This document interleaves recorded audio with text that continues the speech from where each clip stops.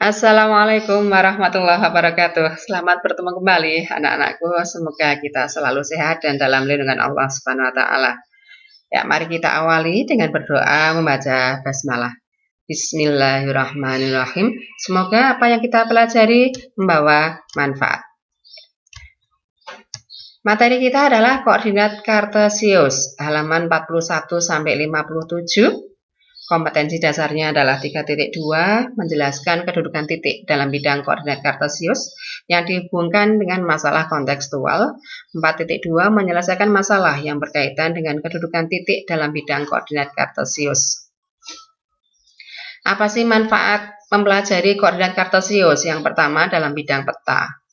Dengan peta memudahkan kita dalam mencari suatu daerah atau wilayah.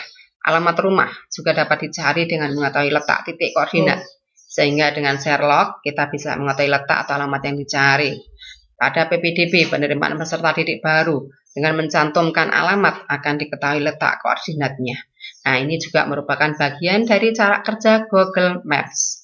Yang kedua, pada bidang penerbangan, seorang pilot sanggup menerbangkan pesawat terbang tanpa bertabrakan satu sama lain dan mengetahui apabila pesawat sudah sampai tujuan. Hal ini dikarenakan pesawat terbang dilengkapi dengan alat yang canggih, radar sebagai alat pendeteksi, kompas sebagai petunjuk arah, dan radio sebagai alat komunikasi.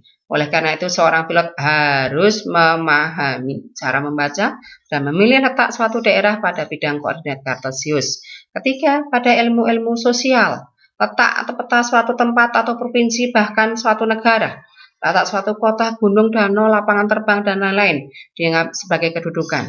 Untuk memudahkan pembacaan peta, dilengkapi dengan garis bantu yang mendatar dan tegak, atau garis lintang dan garis bujur. Dasar pembuatan garis tersebut merupakan dasar dari bidang koordinat. Ya. Siapa sih penemu sistem koordinat kartesius? Ya, ternyata adalah René Descartes, seorang filsuf dan matematikawan Perancis. Ya, René Descartes yang hidup pada tahun 1596 sampai 1650 Masehi. Ya. Jadi penamaan sistem koordinat kartesius ini mengabadikan nama René Descartes, dari Descartes-nya kemudian Kartesius. Ya. René Descartes dijuluki sebagai bapak matematika modern.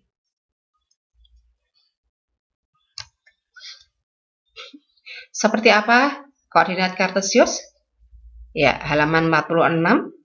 Istilah kartesius, ya, jadi memang menggunakan C, ya, tetapi boleh juga menggunakan K pada bahasa Indonesia. Adalah latinisasi untuk Descartes, ya. Mengenang ahli matematika sekaligus filsuf asal Perancis yang berperan besar dalam menggabungkan aljabar dan geometri. Ia memperkenalkan ide baru untuk menggambarkan posisi titik atau objek pada sebuah permukaan dengan menggunakan dua sumbu yang bertegak lurus antar satu dengan yang lain. Koordinat kartesius digunakan untuk menentukan objek titik-titik pada suatu bidang dengan menggunakan dua bilangan yang biasa disebut dengan koordinat X dan koordinat Y dari titik-titik tersebut. Untuk mendefinisikan koordinat diperlukan dua garis berarah tegak lurus satu sama lain, sumbu X dan sumbu Y, dan panjang unit yang dibuat tanda-tanda pada kedua sumbu tersebut. Ya, seperti apa toh? Ya, posisi titik terhadap sumbu X dan sumbu Y pada koordinat kartesius. Nah, inilah penemuan dari René Descartes. Ya, koordinat kartesius ini terdiri dari sumbu X yang mendatar atau horizontal, ini diberi nama sumbu X. Kemudian garis yang tegak disebut sumbu Y. Kedua sumbu X dan Y ini berpotongan di titik pangkal, biasa disebut dengan titik O dengan koordinat 0,0. Pada sistem koordinat kartesius ini dibagi 4 kuadran. Ya, kuadran pertama, nilai X-nya positif, nilai Y-nya positif. Kuadran kedua, nilai X-nya negatif, nilai Y-nya positif. Kuadran ketiga, nilai X-nya negatif, nilai Y-nya negatif. Dan kuadran 4, nilai X-nya positif, nilai Y-nya negatif. Jadi dari titik pangkal pada sumbu X, dari titik pangkal ke kanan itu nilainya positif, dari titik pangkal ke kiri nilai negatif, sedangkan pada sumbu Y dari titik pangkal ke atas nilai positif, dari titik pangkal ke bawah nilai negatif. Sebagai contoh titik P. Ya, perhatikan titik P. Nilai X-nya berapa? Negatif 2. Nilai Y-nya adalah 1. Maka koordinat dari titik P adalah negatif 2,1. Terletak pada kuadran 2. Titik Q, nilai X-nya adalah 2. Nilai Y-nya adalah 3. Maka koordinat titik Q-nya adalah 2,3. Ya. Nah, titik P memiliki koordinat negatif 2,1. Jadi nilai X-nya ini bukan negatif X ya, tapi koordinat X biasa cara membacanya negatif 2 dan koordinat Y-nya adalah 1. Sedangkan titik Q koordinatnya adalah 2,3. Nilai dari koordinat X-nya 2, koordinat Y-nya 3. Gampang ya? Oke, kita coba. Ya, ayo pahami halaman 50. Nah, kita coba untuk titik A. Ya, titik A, nilai X-nya adalah 2. Nilainya 6. Nah, koordinatnya adalah 2,6. Terletak pada kuadran berapa ini? Di kuadran 1. Oke. Titik C. Nilai X-nya adalah negatif 2. Nilainya 3. Koordinatnya adalah negatif 2,3. Terletak pada kuadran 2. Dan seterusnya. Ya. Dilanjutkan kegiatan 2.2, posisi titik terhadap titik asal 0,0 dan titik tertentu A, B. Ya, misalnya kalian diberikan denah perkemahan. Ya. Kalian kemah, ini titik pangkalnya sebagai pos utama. Ya, titik asal atau titik pangkal sebagai pos utama. Ya. Kalau kalian berada di tenda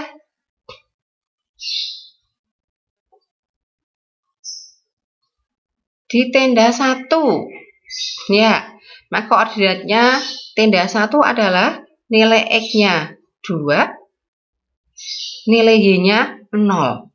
Nih, berarti kalian ada di titik 2,0. Nah, bagaimana sekarang kalau ya, ini yang kalian pelajari halaman 53 sampai 55.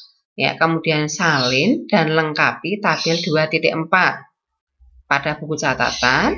Kemudian kalian foto, kemudian buka Google Form yang nanti linknya saya berikan. Kemudian fotonya diupload pada Google Form. Kalau pada tayangan ini hanya sampai dengan nomor 3, tetapi untuk kalian kamu lengkapi sampai nomor terakhir ya. Ya, sekarang begini, perumahan itu ada di koordinat 6,5. Nah, kalau sekarang perumahan ini dilihat dari posisi tenda 1. Ya, berarti ini tenda satunya sekarang kita anggap sebagai titik pangkal atau titik asal. Maka perumahannya nanti berubah menjadi 4 satuan ke kanan dan 5 satuan ke atas atau 4,5. Itu letak perumahan jika dilihat dari tenda 1. Letak perumahan kalau dilihat dari pos 1 adalah 4 satuan ke kanan dan 0 satuan ke atas. Ya.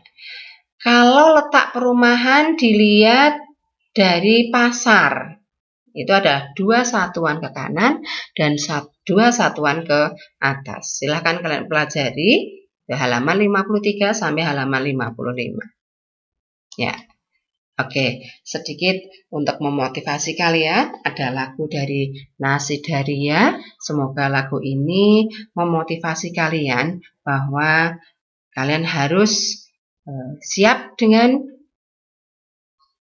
dunia yang saat ini kalian hadapi.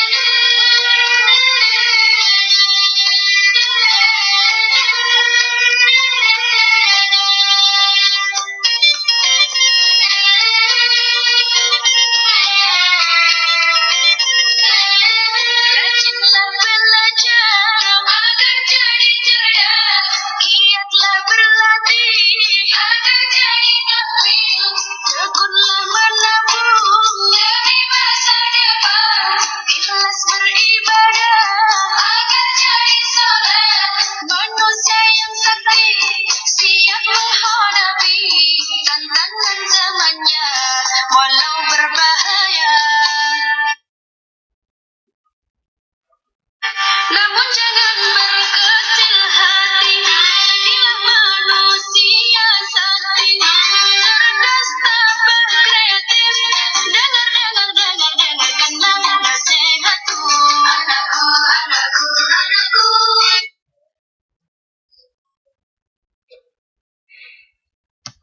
Oke, sekian materi kali ini. Tolong bisa selalu jaga kebersihan dan kesehatan, selalu jaga sholat dan selalu bantu ortu. Sekian, wassalamualaikum warahmatullahi wabarakatuh.